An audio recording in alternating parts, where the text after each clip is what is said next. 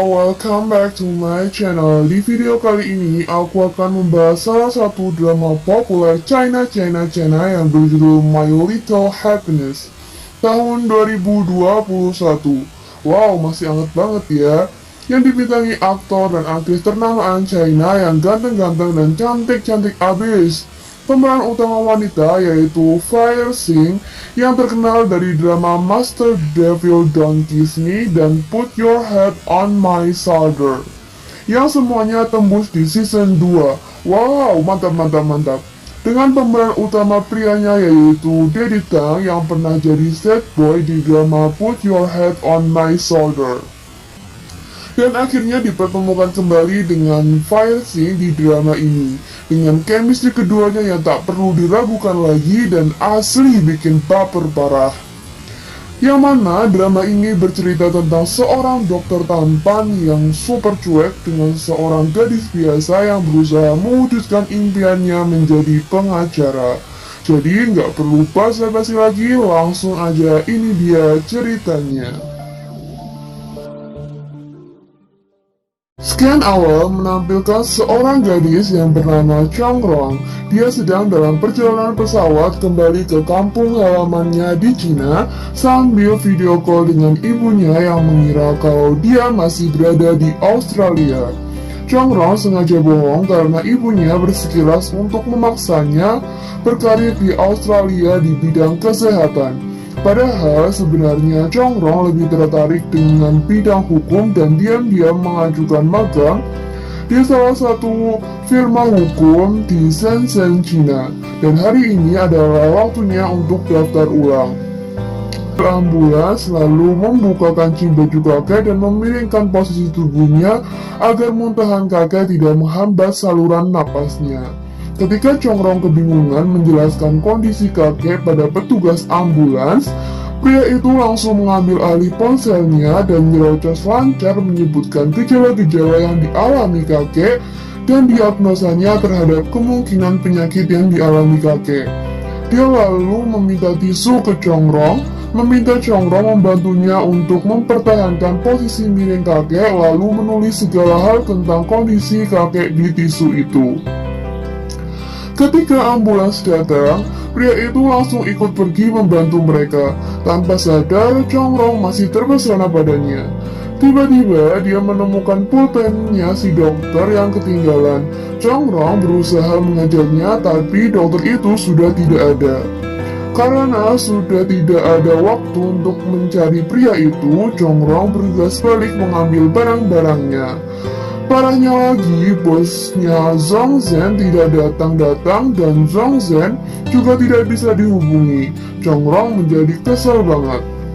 Kemudian, sekian berganti ketika Chong Rong mulai masuk kerja sebagai anak magang.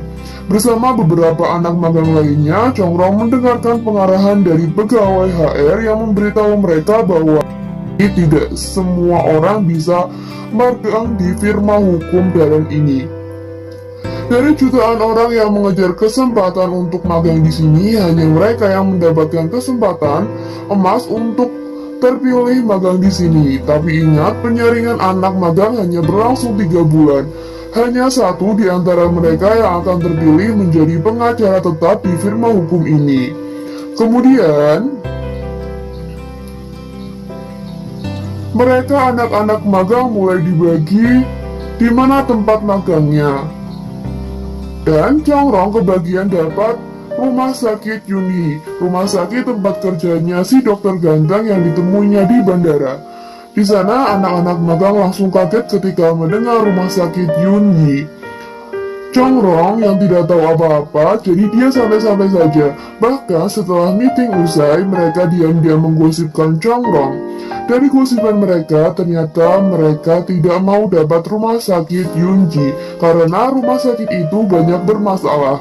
Kerja di sana artinya dia bakalan harus kerja serabutan menyelesaikan banyak konflik perselisihan rumah sakit dengan pasien mereka. Sekarang berganti di rumah sakit. Setelah beberapa jam operasi, si dokter ganteng mendadak baru ingat tentang tujuannya datang ke bandara tadi adalah untuk menjemput orang. Dan orang yang seharusnya dia jemput adalah Chongrong. Namun, Chongrong sendiri baru tiba di apartemen yang disewakan Zhongzhen untuknya. Apartemennya cukup bagus, membuat Chongrong tidak marah lagi pada Zhongzhen. Kemudian Chongrong ditelepon oleh sahabatnya yaitu Zhou Chengcheng bahwa dia telah ada di bawah apartemennya. Zhou Chengcheng adalah wanita yang polos yang berasal dari keluarga kaya. Kedua wanita ini sontak langsung berangkulan erat saking kangennya, lalu membawa Chongrong jalan-jalan keliling kota. Di sisi lain, pria ganteng tadi lagi memasak dan mengajak anjingnya jalan-jalan. Pria ganteng itu adalah Xiao Qing.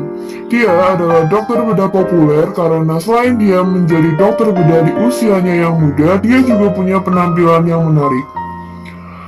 Sekarang berganti ketika Xiao Qing jalan-jalan dan mengikat anjingnya di tiang, sementara dia masuk minimarket untuk membelikan makanan. Dia masuk tepat bersamaan dengan Chongrong dan Chengcheng yang baru keluar sambil membawa makanan. Sayangnya mereka tidak saling melihat, tapi mereka melewati si anjing. Anjing itu tiba-tiba menggonggong yang jelas saja membuat Chongrong kaget sampai dia menjatuhkan makanannya. Dokter ganteng tadi keluar gara-gara keributan itu dan dengan cepat mengendalikan si anjing. Chongrong langsung terpesona ketika bertemu lagi dengannya. Tapi dokter ganteng sepertinya tidak mengingat Chongrong dan setulus hati meminta maaf atas kelakuan anjingnya. Dia bakal menawarkan kompensasi. Chongrong menolak tapi Chengcheng malah mengiyakannya. Soalnya Chengcheng juga langsung suka sama si dokter ganteng itu. Tapi berhubung dia sudah punya pacar, jadi dia menjodohkan si dokter ganteng itu sama Chongrong yang langsung menuntut Chongrong untuk memberikan ponselnya. Dia beralasan minta dokter ganteng untuk membayarnya lewat WeChat Pay. Yang itu artinya mereka harus add friend dulu di WeChat. Tapi pria itu dengan santainya memberikan uang tunai padanya lalu pergi. Sekian berganti ketika Chongrong mulai magang di rumah sakit. Lalu dokter menjelaskan tugas-tugasnya dan bercerita sekarang ini rumah sakit sedang bermasalah dengan pasien bernama Kakek Lin. Kakek Lin menuduh ada kesalahan dalam diagnosa dokter dan menuduh dokter hanya ingin menipu uangnya, dan sekarang Kakek Lin berdemo dengan duduk di depan rumah sakit, mogok makan dan minum dan bersikeras menuntut dokter untuk minta maaf padanya. Selain itu, Kakek Lin juga menuntut rumah sakit untuk mengembalikan uangnya. Untuk sekarang ini, si atasan menugaskan Chongrong untuk mencari dokternya agar dia bisa mengetahui perincian kasus ini. Dokter bedah saraf, yaitu Wen Xiaoqing, yang tidak lain tak bukan adalah pria si ganteng tadi yang ditemuinya di bandara. Chongrong bersemangat bertemu dengannya lagi, tapi Xiaoqing dengan sengaja menyembunyikan kartu identitasnya dan bilang pada Chongrong bahwa Dr. Wen Xiaoqing sedang keluar. Padahal Wen Xiaoqing adalah dirinya sendiri. Di papan nama pegawai, Chongrong melihat si dokter ganteng ternyata punya banyak penggemar. Dan di situ pula akhirnya Chongrong tahu kalau si dokter ganteng itu adalah Wen Xiaoqing. Kesal, Chongrong langsung menuntut Xiaoqing untuk memberitahunya tentang kasus Kakek Lin. Xiaoqing dengan santai menyuruh Chongrong untuk mengambil data Kakek Lin di bagian administrasi dan menyuruhnya untuk memeriksanya sendiri. Ternyata Kakek Lin menuntut karena menganggap dokter Xiaoqing telah salah diagnosa, padahal dokter telah menjelaskan padanya bahwa dia mengidap tumor. Tapi Chongrong terus berusaha menyelesaikan kasus ini, hingga tiba-tiba Xiaoqing berhenti di jalan dengan sengaja sehingga membuat Chongrong menabraknya, dan dengan sinis mengingatkan bahwa jika mediasi bisa dilakukan dengan mudah, maka Chongrong tidak diperlukan di sini. Chongrong sangat kesal, tapi dia tidak kehabisan akal. Dia berpura-pura jadi pasien agar dapat antrian ke ruang kerja Xiaoqing.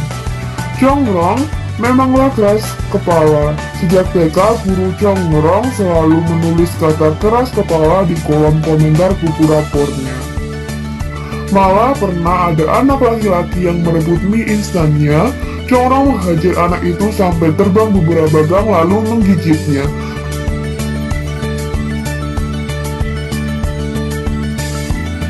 Chongrong hanya ingin minta tolong agar Xiaoqing membantunya menulis rangkuman. Xiaoqing mengingatkan bahwa Chongrong sekarang ini menghabiskan waktu dan tenaga medisnya. Kalau bukan karena Chongrong, dia bisa memeriksa lebih banyak pasien sekarang. Akhirnya dia memberikannya resep obat. Kemudian seorang suster muncul saat itu sambil geli menertawainya. Soalnya resep obat dari Xiaoqing itu sebenarnya adalah resep obat untuk cacat otak. Tambah lagi, suster itu mengatakan bahwa Dr. Wen itu adalah pacar idaman nomor 1 di antara para suster di rumah sakit ini. Bukan hanya karena dia ganteng, tapi juga karena dia adalah lulusan sekolah medis internasional ternama, dan sifatnya pun sangat baik. Dia tidak sombong dan sangat bertanggung jawab terhadap pasien. Dia sering sekali lembur secara sukarela karena dia sangat mengkhawatirkan pasien. Dengan melihat dari resep obat ini, suster yakin kalau Dr. Wen sedang sangat marah pada Chongrong. Hari ini adalah jadwal praktik rawat jalan Dr. Wen, dan biasanya ini adalah waktu tersibuk oleh para dokter. Dan Chongrong malah mendata sebagai pasien padahal dia tidak sakit dan mengganggu waktu konsultasinya. Itu adalah hal yang sangat tabu untuk dilakukan. Mendengar itu, Chongrong jadi merasa bersalah. Kemudian scan berganti di parkiran. Di sana, Xiaoqing bertemu dengan pamannya Wenrang yang umurnya tidak terpaut jauh. Dari percakapan mereka, Wenrang dan kakek sepertinya tidak sejalan. Wenrang membuka bisnis toko buku yang sebenarnya tidak terlalu laku. Makanya kakek tidak setuju dengan kehidupan yang dijalani Wenrang ini. Tapi Wenrang sudah membuat kesepakatan dengan kakek. Jika dalam setahun dia tidak berhasil menjual 3.000 buku, maka dia akan menuruti kakek. Di sana, Xiaoqing juga bercerita dia memiliki seseorang yang dicintainya, tapi mereka sudah terpisah lama. Tapi Xiaoqing masih setia menunggu orang itu di tempat janjian mereka setiap tahun. Kemudian scan berganti flashback ke masa kecil Xiaoqing. Dalam flashback masa kecilnya, Xiaoqing dulu gendut dan mereka terpaksa harus terpisah karena anak perempuan itu diajak pergi oleh ibunya. Mereka berjanji akan bertemu di pohon besar ketika mereka berpisah. Yang mana anak itu adalah Chongrong. Chongrong tidak pernah kembali sampai bertahun-tahun, sementara Xiaoqing selalu menunggu. Hal yang paling disesalkan Xiaoqing sampai sekarang adalah dia dulu belum pernah memperkenalkan namanya pada Chongrong. Ketika sedang mengenang masa lalunya di depan pohon besar, seorang wanita datang. Yakin kalau dia adalah teman masa kecilnya yang selama ini ditunggu-tunggunya, Xiaoqing pun langsung berjalan mendekatinya.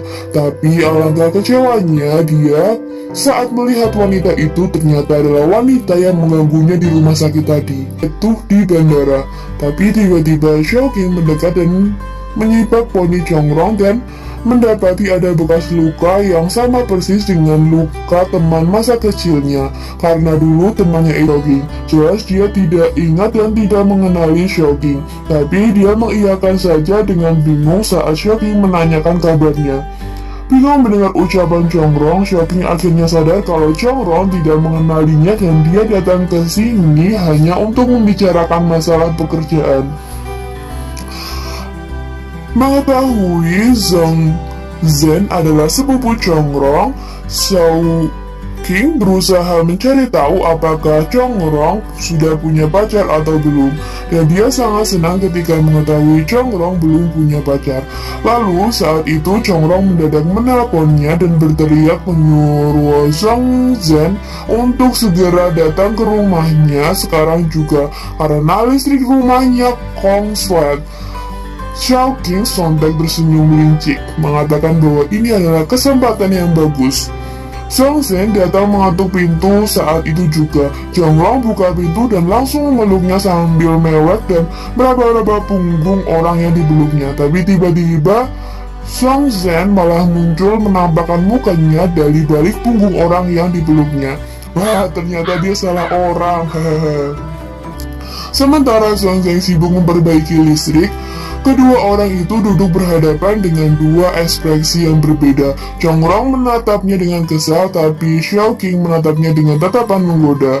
Xiao King lalu berusaha meminta add friend di WeChat dengan alasan biar mereka lebih gampang berkomunikasi ke depannya. Chongrong juga bisa lebih gampang bayar sewa sama dia atau minta bantuan sama dia. Chongrong menolak dengan singis. Lagi pula, Dr. Wen kan sangat amat sibuk. Namun, Dr. Wen tidak menyerah. Dia akhirnya mendapatkan nomor Chongrong dari sepupunya. Sekian berganti keesokan harinya saat Chongrong berusaha meminta rangkuman obat. Tapi Xiao King malah menyuruhnya menemaninya olahraga. Kalau Chongrong ingin mendapatkan rangkumannya, tali sepatu Chongrong terlepas. Kemudian, Xiao King tiba-tiba mendekatinya lalu berlutut di hadapannya dan dengan manisnya membantu menalikan sepatunya Chongrong yang terlepas. Dia beralasan bahwa jika Chongrong terjatuh, maka dia tidak akan menganggap itu sebagai kecelakaan kerja. Chongrong sampai bingung dengan perubahan sikapnya yang tiba-tiba itu. Benar-benar sulit dimengerti. Kemudian, sekarang berganti ke rumah sakit, memperlihatkan seorang dokter cantik bernama Qin yang merupakan dokter bedah yang dikabarkan dekat dengan Xiao King karena mereka adalah lulusan dari universitas yang sama. Kegiatan Chongrong pun berlanjut. Setelah seharian ikut berkeliling memeriksa para pasien, dia sampai hafal dengan sistem kerja mereka karena kebanyakan masalahnya hampir sama dan jawabannya juga sama semua. Sekian berganti ke restoran sahabat Chongrong yaitu Cheng Cheng, yang pada saat itu benar-benar ramai. Tamu berdatangan terus-menerus sampai mereka kehabisan meja. Cheng Cheng melihat toko buku sebelahnya yaitu toko buku milik paman Xiao King yaitu Wenran tanpa tutup. Cheng Cheng pun punya ide bagus untuk menambah kursi dan meja di depannya, tetapi pemilik toko buku menolak dengan singkat dan sangat ketus. Cheng Cheng kesal, mengatakan bahwa orang itu sangat pelit. Dia berusaha menawarkan kesepakatan, tapi ujung-ujungnya dia juga menyinggung bahwa toko buku itu sungguh sangat sepi. Sekian kemudian beralih ketika di jam makan siang, Chongrong sudah memesan makanan untuknya dan Xiao King. Tapi Xiao King sendiri belum datang sedari tadi. Akhirnya Xiao King datang, tapi dia benar-benar sangat sibuk dan cuma punya waktu istirahat 10 menit. Namun tiba-tiba Xiao King mendadak mendapat telepon dari tentang pekerjaannya. Chongrong marah dan mengatakan bahwa Xiao King terlalu sibuk dan tidak memberinya sedikit waktu untuknya. Mendengar itu, Xiao King memberitahu Chongrong apa artinya 1 detik bagi para dokter bedah syaraf seperti dirinya. Waktu 1 detik itu menyangkut perbedaan hidup atau mati. Chongrong yakin kalau Xiao King hanya ingin dia sadar diri untuk mundur karena pekerjaan ini sulit. Tapi setelah pengalamannya hari ini, dia memang menyadari bahwa menjadi dokter itu tidak mudah. Jam 1 masuk ruang operasi, entah kapan baru bisa keluar. Beberapa kali pintu ruang operasi terbuka, tapi Xiao King belum muncul-muncul juga. Bahkan sampai tengah malam pun Xiao King belum keluar. Tapi Chongrong tetap setia menunggu di depan ruang operasi sampai tengah malam. Saat Xiao King akhirnya keluar tak lama kemudian, dia kaget mendapati Chongrong masih menunggunya sampai ketiduran. Xiao King senang. Sepelan mungkin dia duduk di sisi Congrong dan menatapnya dengan kagum. Congrong benar-benar tidak berubah. Dia mendekat perlahan lalu dengan lembut menarik kepala Congrong ke bahunya dan tertidur bersama. Sama persis seperti masa kecil mereka dulu.